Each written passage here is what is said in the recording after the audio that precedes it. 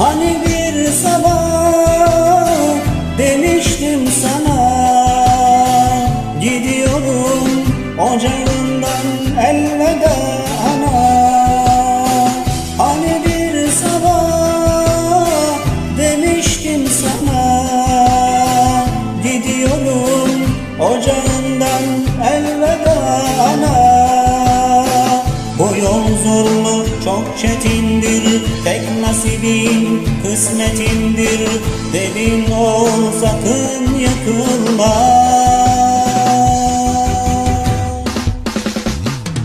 Yıkılmayacağım ana, yıkılmayacağım ana, yıkılmayacağım ana.